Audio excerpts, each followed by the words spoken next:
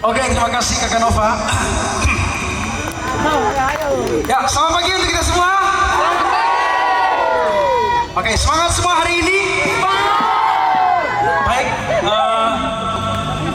pertama-tama yang saya hormati Suster, Pak Ilyas, Rektor Yayasan, bersama seluruh Bapak Ibu Guru dan teman-teman difabel yang saya banggakan.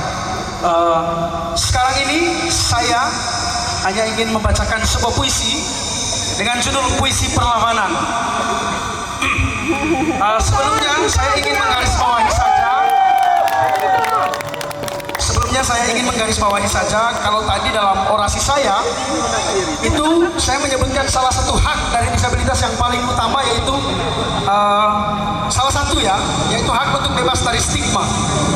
Stigma ini penting sekali Bapak Ibu dan teman-teman semua, karena selama ini kita masih terjebak dalam stigma yang disebut dengan ableisme. Ableisme itu yang melihat disabilitas sebagai suatu kekurangan, ketidaknormalan. Bahkan kadang-kadang kita tak jarang mengasosiasikan disabilitas dengan sakit penyakit tertentu. Ini tentu paradigma kuno yang tidak boleh. Harus kita lawan. Kita lawan, lawan. Kalau di istilah teman-teman tuli ada yang disebut dengan audisme, pakai D. Audisme itu adalah satu anggapan yang seolah-olah orang dengar itu lebih superhero daripada teman-teman tuli. Ini juga harus kita lawan. Kenapa penting stigma? Karena stigma itu berperan besar dalam membentuk sebuah paradigma. Sekarang kita di abad 21 itu paradigmanya bukan lagi medical, social model, charity base, tapi human right, basis pada hak asasi manusia. Kedepannya tugas kita bersama untuk mengawal ini bisa diimplementasikan, dan dari paradigma itu bisa bermuara pada sikap, tutur kata, dan juga tindakan kita kepada penyandang disabilitas termasuk dalam pemenuhan. Berikutnya saya akan mohon izin membacakan sebuah puisi. Pertama-tama saya sangat bangga dan berterima kasih Bapak Ilyas sebagai guru puisi saya sejak SD. Jadi dulu untuk Bapak Ilyas dulu. Iya, dulu kalau kita tidak menulis puisi sesuai yang diminta, ada 3 kata kunci yang paling saya ingat, yaitu pulang jam 2. Nah, itu. Baik, mohon izin, mungkin bisa kita menciptakan situasi tenang karena puisi ini bisa menjadi permenungan untuk kita bersama, dan bisa diiringi dengan instrumen piano yang merdu.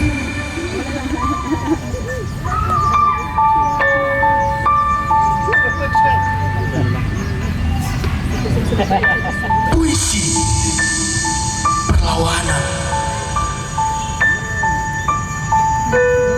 Meskipun penglihatanku buta, bukan berarti aku tak dapat membaca buku-buku beraksara Latin di perpustakaan sekolah, menembus batas cakrawala hingga menggapai mimpi. Aku punya cara sendiri untuk melakukannya. Tapi kenapa masih ada penolakan?